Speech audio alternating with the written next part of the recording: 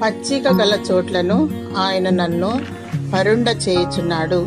కీర్తనలు 23:2. దేవుని సన్నిధి ఆయన వాక్యము మనలను సేదతీర్చును. వాక్యమును నామమందున ప్రభువైన యేసు క్రీస్తుతో సహవాసము చేయుము. ఆయన వాక్యమును జీవాహారమును భుజించాలి. దేవునికి మనసులో చోటివ్వాలి. సత్యవాక్యమును హత్తుకోవాలి.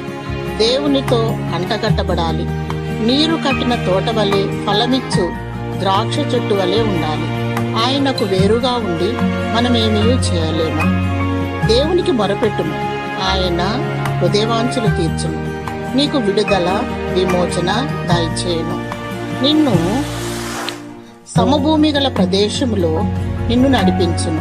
పచ్చిక గల చోట్ల నిన్ను పరుండ చేయును. మేలుతో నీ హృదయాన్ని తృప్తిపరచును. ఆత్మఫలములు కలిగి వర్ధిల్లుము.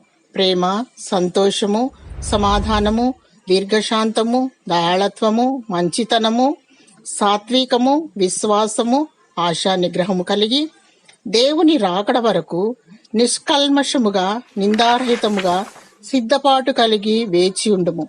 దేవుడు తన రాకడ పర్యంతము వరకు నిన్ను బ్రతికించునుగాక. ఆమేన్.